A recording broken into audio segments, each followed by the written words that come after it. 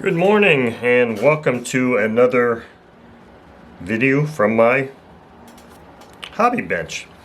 As you can see on the table today, I've got a book, and it is a book called All About Engines by Harry Higley. Now, I don't know, I can't recall if this is the original one I purchased many years ago, or if this is one that just happened to come to me through a Facebook Marketplace deal. But either way, I pretty much had a copy of this book throughout my entire hobby career.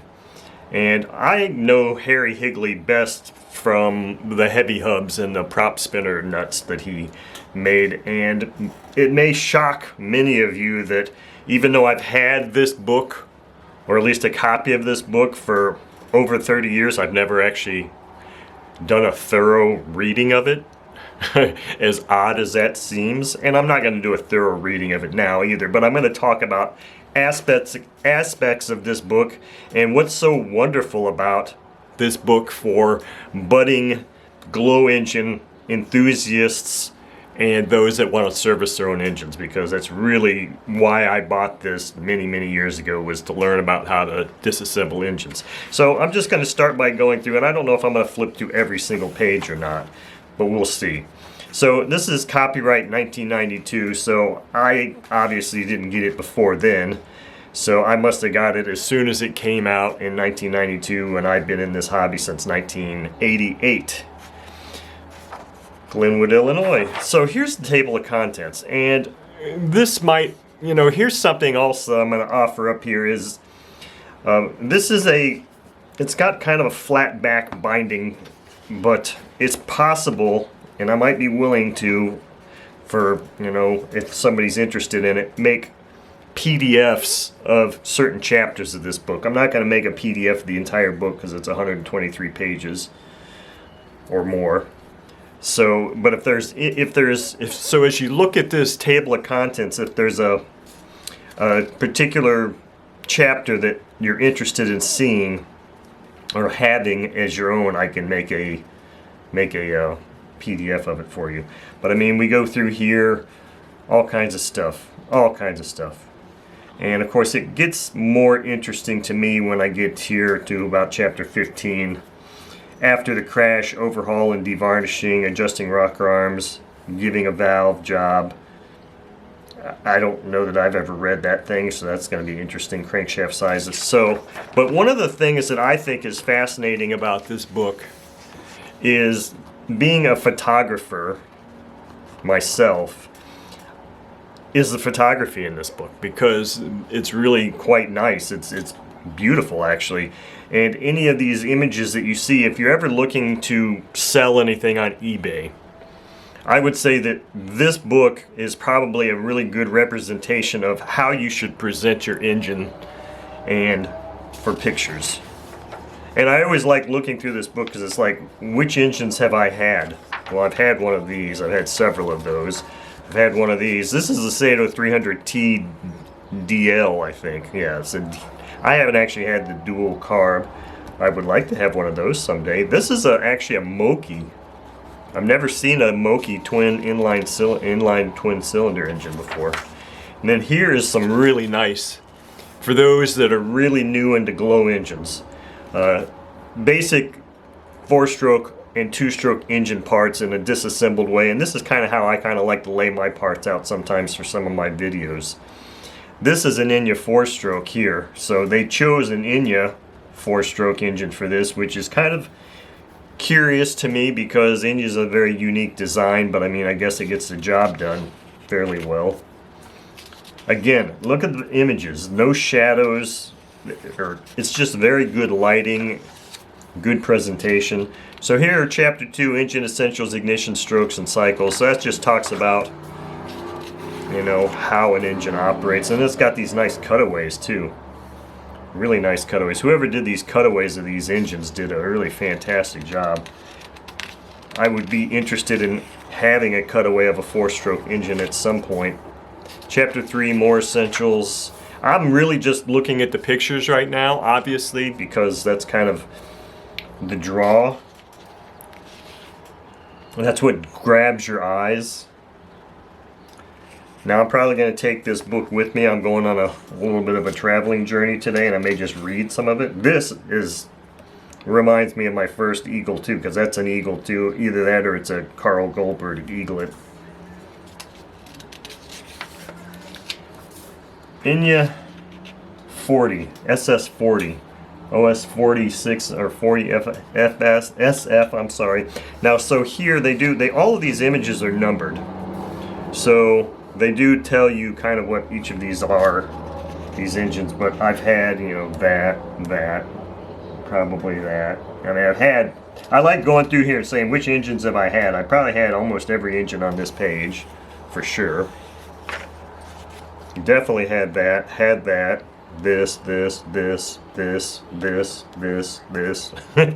So, but I mean, the photography here is just, here's a YS engine, which is very similar to the one I used to have on my table just a few days ago.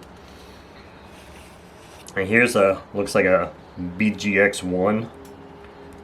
Had one of those. Here it looks like here's one of the smaller Super Tigers versus, but probably the 4500. 111. Let's see if it tells what 111 is. 111. Oh, it's Super Tiger 3000.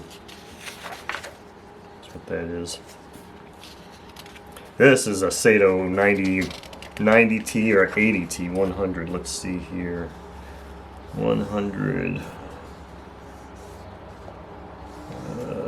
And it just says photos 99 through 102 show you the fine engineering and workmanship.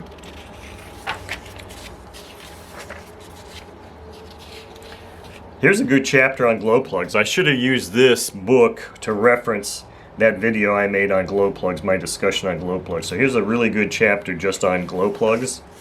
And I've got one of these glow plug or 4 quarter by 32 dies. I bought a die many years ago and I've had it. And I also have the tap to re-thread, or not re-thread, but clean threads out. I used to do that on a regular basis with every engine I used to buy many years ago. I used to take the heads off and clean the threads out. Now I don't know why I did that, because with an OS engine or anything like that, I mean, they're going to come clean. But as far as plugs, you run a plug, just about any plug through a die, and you're going to get shavings off of it. So that just goes to show you that not all plugs are created equal, and that some can actually be damaging your head if you don't do that. Fuel, lubrication, combustion, cooling. Shows some evidence of a bearing being lost here and what it can do to your engine. Connecting rod break. I've never seen a connecting rod on a 2-stroke engine break quite like that, but I suppose it's possible. So here we're getting into some mufflers, neighbor pressure, back pressure, and heat. I don't think I've ever heard the term neighbor pressure, so that's something I want to read about. Let's see, I've had probably one of those. It's a Fox. I've had that. I've had that. I'm just guessing. These all look very familiar, these engines, to me. Things you'll need. So now we're getting into going to the field and all that kind of stuff. This is really for beginners to figure out all the different things they have to. And here he's showing how to actually balance a prop just using a T-pin. Never done that. Never done that method at all before, but so let's just see here. It gets much more interesting. Setting the idle, getting started, break in. So this goes through, you know, basically everything. All about engines. When it says all, it should be underlined. All. And look at this, Marvel Air Tool oil they're showing here to use as an after run oil. Interesting. Very interesting. Starrett tool and instrument oil. And Remington Rem oil. So those are 3 that Harry Higley at least shows in here and possibly recommends. Mostly mounting. Yeah, this was probably something I should have paid a lot more attention to years and years ago, because mounting an engine was always something very difficult. Look at that. He's not using a dead centering tool like I've got, but he looks like he's doing something very similar. And this is a no-no. I did this way too many years. hand drilling holes. And then I got a drill press and figured out that that's really the way to go. Make sure you get nice straight holes. Chapter 11, tanks and throttle controls. That's very interesting, especially when it comes to things like these twin cylinder engines that have little bitty throttle arms on these Sato 90s and 80Ts, 90Ts. Very little thing. Let's see here, fuel tanks, 12 carburetors. So here's a good thing. Here's a very good chapter about carburetors showing the Super Tiger Mark 10, I think it is. Mark 10 carburetor. Here's a Fox carb. So he's showing a whole bunch of different types of carbs here. I wonder if he goes into, probably it goes into air bleed, and here can be sports carb, lateral. Okay, yeah, this is a, it's a really good book. Obviously, it's a good book. But we're getting to the point that was of most interest to me, and I think is rather interesting here. He's talking about staying clean, stay flying. Looks like maybe prep. Talking about learn how to routinely clean all glow engines after every flying session. Those lessons were important because alcohol in the fuels absorb water. Yeah, cleaning 2-stroke engines, an easy 4-stroke cleanup. So this book is just, it's got a lot of phenomenal information in it. One of those things where I probably should have read this many years ago and just didn't. I ended up learning most of this stuff just the hard way. Not necessarily hard, but so this is interesting here. So now we're getting into rings, main bearings, and prop washers. I like how he puts prop washers on there because it goes into, shows all the different types of constructions, like ones with a Woodruff key like the OS, and then there's some of these like the Inya that just have machined flats that engage on flats on the crank, on the crankshaft. And then you've got the collet drive, these things that can just really be challenging to pull off if you don't have a puller of some sort, which is what we get into next here. He's showing some pullers here, different means of pulling these prop hubs off. That looks very much like the OS tool that I have now. No, this is the OS tool right here. Yeah, look, he even shows how I get bearings out. Drive and mallet. So this, I bet you anything, I probably looked at this for getting bearings out. I'm pretty sure when I first started this that I started at 15 after the crash. That's probably a really good, that should almost be chapter 2 for many beginners. What to do with your engine after you crash the first time, which probably doesn't take long. Overhaul and devarnishing. So here we go. Now, so this is where I think it's an interesting thing, because of course he's showing, and I haven't read this, I haven't read every word, so I don't know, but they're showing engines, pictures of engines that are perfectly clean. It's as if, and I understand why they would do this, they want to show all details and stuff. It's as if they were disassembling completely clean engines. So we're going to be getting into engine disassembly here, I believe.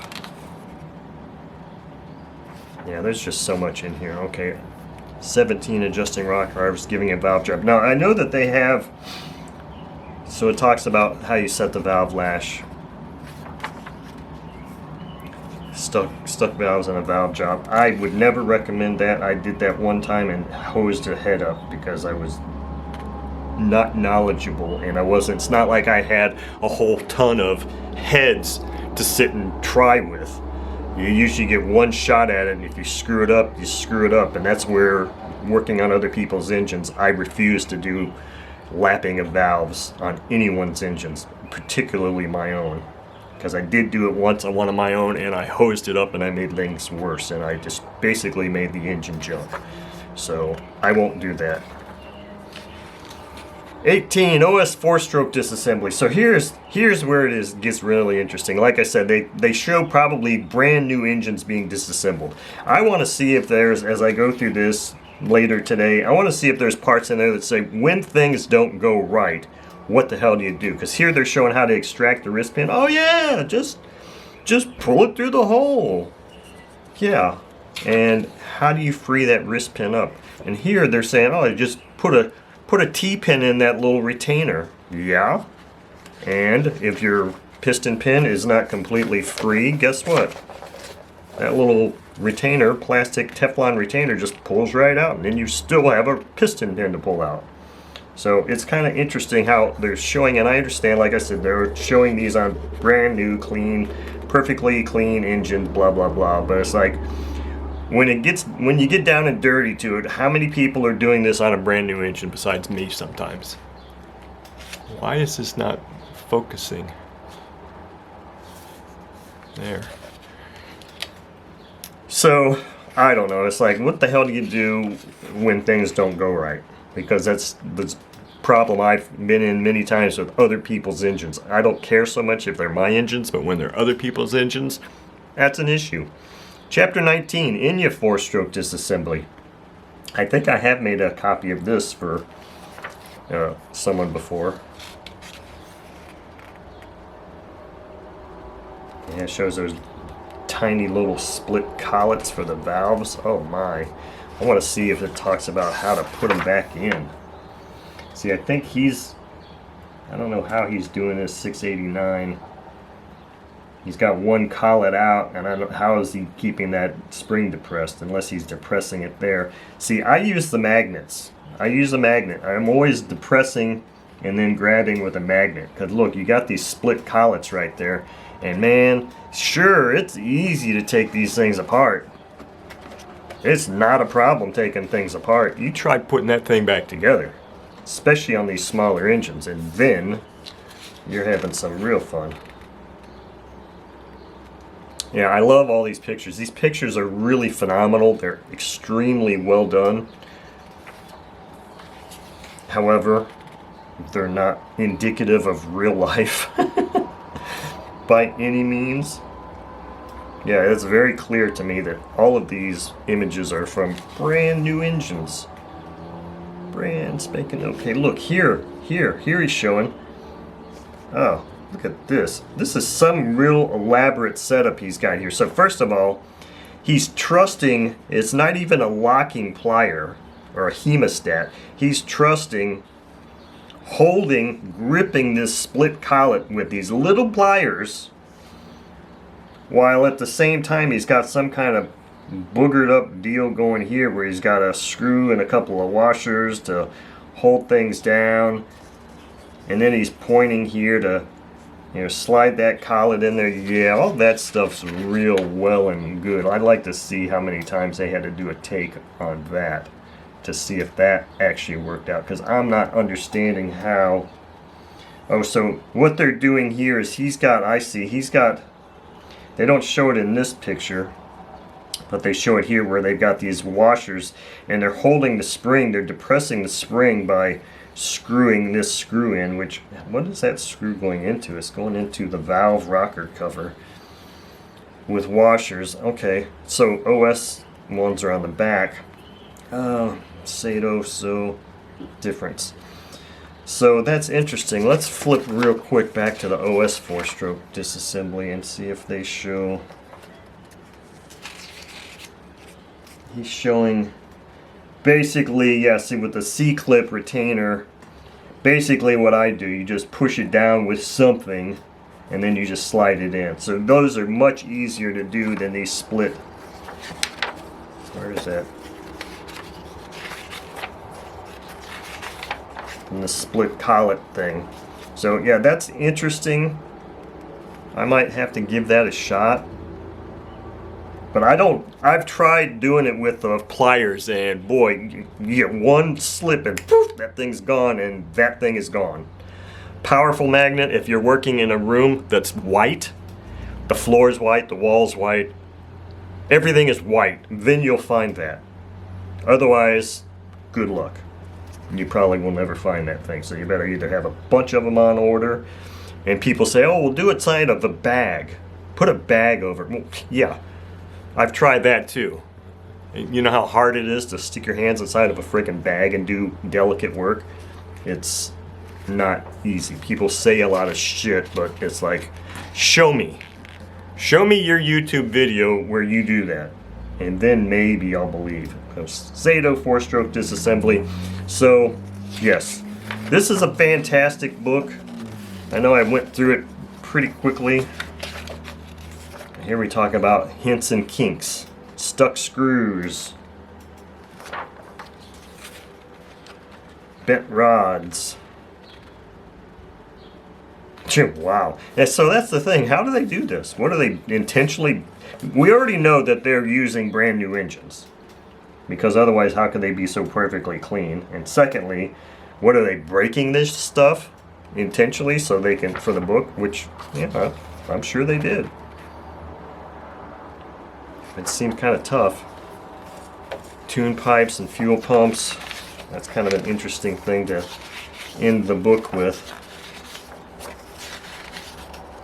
Mounting pipes. Interesting. Okay. Crankshaft sizes. This is interesting. Good stuff. Drill taps. Lots of good information in this book. So,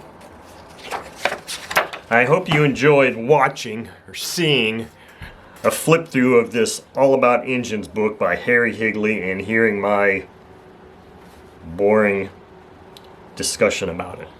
Thank you all for watching.